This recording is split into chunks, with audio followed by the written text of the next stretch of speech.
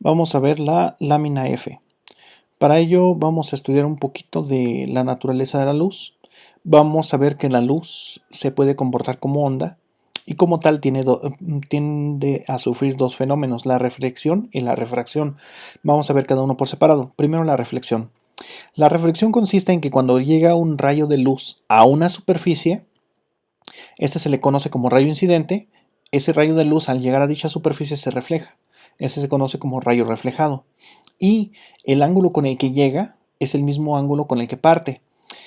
Y ese ángulo no se mide con respecto a la superficie, sino se mide a lo que llamamos eje normal al plano. Recordemos que un eje normal al plano es un vector que corta el plano en un ángulo de 90 grados. Y entonces, bueno, como habíamos mencionado, el ángulo con el que llega el rayo de luz se llama ángulo de incidencia y es el mismo ángulo con el que parte. Ahora, pasando al siguiente fenómeno que es la refracción, entonces vemos ahora el mismo plano pero con otro ángulo. Entonces vamos a considerar que esta superficie ahora representa un cambio de medio. Por ejemplo, que aquí arriba tengamos aire y aquí abajo tengamos agua. Entonces vamos a observar lo siguiente. El rayo incidente al penetrar en el medio, podríamos suponer que conserva el mismo ángulo de incidencia. Y este ángulo de incidencia debe de tener un ángulo de 90 grados con respecto a la superficie del plano también. Pero algo es distinto a las suposiciones habituales, y es que el rayo de luz va a haber desviado su camino, de tal manera que va a salir con un ángulo distinto al que llega. El ángulo de incidencia es distinto al ángulo con el que se desplaza a través del medio. Entonces, el ángulo alfa se llama ángulo de incidencia y el ángulo beta se llama ángulo de refracción. Y este rayo de luz, al cambiar de dirección, se llama rayo refractado. En realidad, la luz siempre cambia su dirección al cambiar de medio. Entonces, ahorita eliminando la reflexión de la luz, vamos a ver nada más la refracción. Entonces, cuando llega la luz a un medio, este cambia su dirección y entonces vamos a ver que el ángulo beta siempre es más pequeño que el ángulo alfa. Entonces, el rayo refractado se acerca cada vez más hacia el eje normal con respecto al ángulo alfa. Y esto se utiliza para caracterizar las sustancias, se llama índice de refracción. El índice de refracción se define como la relación que existe entre el seno del ángulo incidente entre el seno del ángulo refractado. De esta manera, seno de alfa entre seno de beta. Y cada sustancia tiene un índice de refracción específico. Y eso nos ayuda a caracterizar las sustancias. Por ejemplo, el vacío tiene un índice de refracción de 1 prácticamente. El aire tiene un índice de refracción de 1.0003. El agua tiene un índice de refracción de 1.333, mientras que el vidrio tiene un ángulo de refracción de 1.45. Y este es el con el que vamos a trabajar el día de hoy para la lámina F. Para esto vamos a ver un poco de cómo se ve la reflexión de la luz un poquito más en vivo. Para esto pusimos una regla en un vaso de agua y vemos que vemos como si se cortara la regla. Esto se debe a la refracción de la luz al cambiar de medio. Y aquí, por ejemplo, vemos que la reflexión nos causa la ilusión óptica de que la regla es más ancha aquí que en el aire. Y vemos precisamente que la refracción de la luz nos hace ubicar una discontinuidad. Aquí parecería como que la regla se corta. Precisamente entonces nos crea la ilusión de que la regla está en una posición donde en realidad no lo está. De ciertos ángulos es posible ver esto. Y esta perspectiva cambia mucho, por ejemplo, al cambiar de superficies. Ahí teníamos una superficie del vaso completamente redonda, esta es cuadrada y vemos que, por ejemplo, en este ángulo, aquí gracias a la reflexión de la luz se pueden ver dos reglas dentro del agua. Y eso es debido a la reflexión. En esta superficie plana vemos que la regla no se ve tan distorsionada al salir de la superficie plana aquí, como en el caso anterior, donde se veía mucho más ancha en la base que antes. Y aquí vemos que el corte aquí es continuo en esta superficie, mientras que en el vaso redondo se veía como si estuviera trozado. Entonces la reflexión de la luz también depende de la superficie en la cual inciden los objetos, la luz en los objetos. Entonces es muy característico y por lo tanto los instrumentos que se utilizan para medir el índice de refracción deben de tomar en cuenta esto. Esto es muy importante, ya que como vimos, por ejemplo en el caso de la regla, podríamos suponer que la regla estaba en una posición dentro del agua cuando en realidad está en otra. Esto lo utilizan algunas aves que pescan, más bien todas las aves que pescan, para localizar sus presas dentro del agua, ya que la posición del pez en el agua no es la misma con la que la ave lo percibe. Entonces el ave tiene que hacer los cálculos matemáticos tomando en cuenta la reflexión de la luz del agua para ubicar a la presa. Así es, el águila hace cálculos matemáticos. Entonces, cuando las águilas pescadoras visualizan un pez, pues ellas podrían suponer que está en una posición, cuando en realidad está en otra muy distinta. Entonces, esto ocasiona que el águila, al momento de hacer la captura, tenga que hacer los cálculos debidos de dónde está la ubicación del pez. Entonces, esta ubicación también es muy relativa a la posición. Entre más alejada está el águila, la ubicación se ve más alterada. Y cuando está más cerca, la ubicación se ve menos alterada. Y estas alteraciones obviamente alcanzan su máximo y su mínimo en 90 grados y 180. Su mínimo es en 90 grados. Prácticamente cuando el águila está sobre el pez, precisamente en esta posición el pez está debajo de ella, pero casi nunca llega a ocurrir esto a menos que el águila ya haya visto que su presa pasó. Normalmente, cuando empieza a ubicar el águila al pez, en los primeros cálculos que hace el cerebro, lo ubican en la misma posición, ya que prácticamente en el ángulo de 180 grados también la posición del pez es prácticamente la misma con la que lo visualizas y conforme vas avanzando, la posición va cambiando. Esto yo creo que sí les ha pasado si alguna vez han intentado hacer una pesca con lanza, de que le tratan de pegar al pez, pero el pez está en otra posición, o que tratan de agarrar monedas que están en una fuente. Al querer agarrar la moneda con la mano, ven que no está en la posición donde ustedes la visualizan, sino que está en otra. Ese es un fenómeno muy característico de todos los fluidos. Todos distorsionan la posición del agua. La posición de la posición de la luz. Ahora, entonces, pasando a la lámina F, vamos a ver lo siguiente. Entonces, cuenta con es prácticamente un círculo que está graduado, dividido en escala de grados. Para ello vamos a utilizar nuevamente el láser, pero nada más vamos a utilizar una salida de láser. Entonces vamos a utilizar el prisma, que tiene una salida plana y una semicircular. De hecho es medio círculo con lo que estamos trabajando.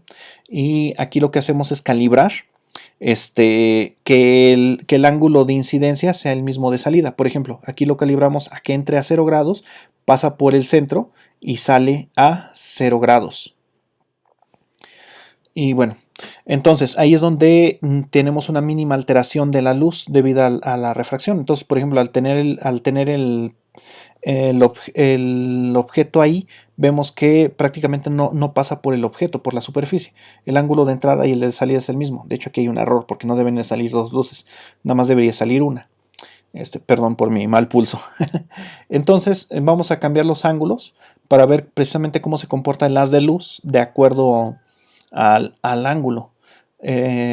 Y vamos a poder medir el índice de refracción del prisma que tenemos aquí, bueno, del lente, no es un prisma, del lente en base al índice de refracción. Entonces aquí vemos que aparentemente entra en 20 y salía en 20. Aparentemente entra en 20, ahí está. Entra en 20, pasa por el centro, sale en 20. Sin embargo, al poner el objeto, el lente, nosotros vamos a observar que ese no es el ángulo con el que lo vamos a contabilizar. En realidad el ángulo con el que lo vamos a contabilizar es a partir del eje normal. Este es el eje normal. Entonces mi ángulo aquí es de 70 grados, no es de 20, porque todo este es de 90. Entonces 90 menos 20 es 70. Entonces entra con 70 grados y aquí en vez de salir en 50 salen 40, que son 10, 20, 30, 40 grados. Entonces entra en 70, sale en 40. Vemos que se pega más al eje normal que es este otro. Vemos que este es el eje normal que atraviesa el plano. Vamos a cambiar ahora el ángulo. Ahora vamos a decir que entra en 30 y sale en 30, pero eso es con respecto a la superficie. Ahí está. Entra en 30, pasa en 0, bueno, en el origen, y sale en 30, pero eso es con respecto a la superficie. Lo vamos a medir ahora con respecto a la normal. Aquí con respecto a la normal, entonces nosotros estamos suponiendo que entra en 60 grados, porque son 10, 20, 30, 40, 50, 60 grados, y sale con un ángulo de 10, 20, 30, 35, como 36 grados aproximadamente. Ese es el ángulo de salida. Vamos a cambiarlo de nuevo. 40 y 40, pero eso es con respecto a la superficie. Con respecto al eje normal sería 50. Al cambiar el lente, vemos que entonces entra con 50 grados y sale con 10, 20, 30, como con 31, 32 grados. Vamos a poner la 45, que es donde se observa más fácilmente, o por lo menos con más precisión, el ángulo de refracción con respecto a todos los objetos, ya que ahí es donde se encuentra el máximo. De hecho, es en 45 grados donde el seno y el coseno valen lo mismo. Entonces, al poner 45 grados, de hecho aquí sí son 45 grados tanto para el ángulo de salida con respecto al plano, como para el eje normal. Entonces, entra a 45 grados, sale a 10, 20, 30 grados prácticamente. Ahí vemos. Y el siguiente. Ahora va a entrar con 10, 20, 30, 40 grados. Entonces pasa en 50, 0, 50. Entonces, al entrar en 40 grados, con respecto al eje normal, vemos que sale con 10, 20, 25, como 26 grados aproximadamente. Bueno, estamos viendo que se acerca cada vez más al eje normal. Ahorita vamos a hacer los cálculos para determinar el índice de refracción de ese lente que está hecho de vidrio. Entonces aquí 60, 0, 60. Al poner el prisma, aquí está entrando con un ángulo de 30 grados, aquí está saliendo prácticamente con un ángulo como de 20. Bueno, 21 grados aproximadamente. Y el último, aquí estaría entrando con 10 grados. Entonces pasen 80, 0 y 80. Entonces, al entrar con un ángulo de 10 grados, nosotros vemos que sale aproximadamente con un ángulo de 7, 8 grados aproximadamente. 9 quizá. Se vuelve menos preciso conforme el ángulo se vuelve más a los 180 grados o los 0 grados, o los 90 que diga. Entonces ahí está entrando con respecto al eje normal de 90 grados. Vemos que sale a 90 grados prácticamente. Es lo que les decía, que aquí es cuando el águila ve al pez exactamente debajo de ella, está en la misma posición. Pero si lo ve así, significa que se le pasó un poquito el impulso. Eso significa que el pez ya se escapó. Y entonces es así como podemos ver la refracción de la luz en un prisma. Bueno, en un lente. Ahora vamos a calcularlo para el vidrio, que es el objeto del cual está hecho este lente. Eso significa que si entonces tuviéramos aquí otro material, por ejemplo agua, glicerina, aceite, el índice de refracción cambiaría y lo podríamos ver aquí con respecto al ángulo. Entonces vamos a hacer el primer caso.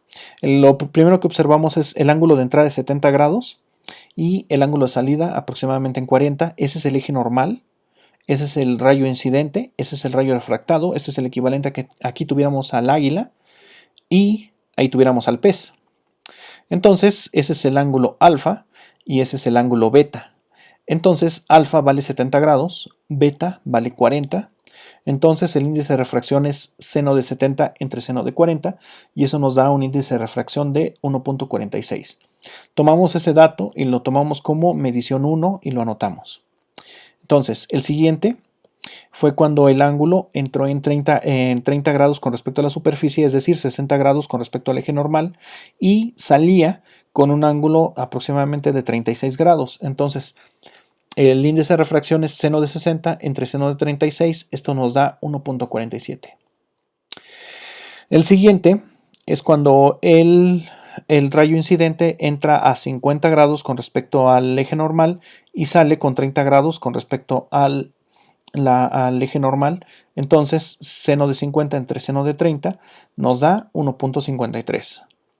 El siguiente es cuando entra a 45 grados. Entra a 45 grados, sale aproximadamente también en 30. Entonces, la relación de seno de 45 entre seno de 30 nos da 1.41. La medición 5 sería aquí. Entra a 50, sale aproximadamente aquí en 27. Entonces, esta relación nos da también 1.41. La medición 6 es cuando entra aquí en 30 y sale en 20. Entonces aquí esto nos da 1.42. La última medición que hicimos fue cuando entraba a 10 grados y salía aproximadamente en 7. Entonces esto nos da un promedio de 1.45, que es el índice de refracción del vidrio de 1.45. El error pues es más de pulso, de que se hizo un poco más a la carrera, no se utilizó ningún instrumento para hacer la alineación correcta, sino simplemente el ojo visco del profe, y con eso se hizo la determinación, pero en general podemos ver que el promedio es muy bueno, se acerca mucho a lo reportado en la literatura. Y bueno, parte del fenómeno de refracción también va involucrado a la dispersión de los colores al pasar ahora sí por un prisma. Entonces, cuando la luz pasa por un prisma, por la refracción de la luz, se separa en colores, pero esto es tema de otro video. Por el momento sería todo, muchas gracias y hasta la próxima.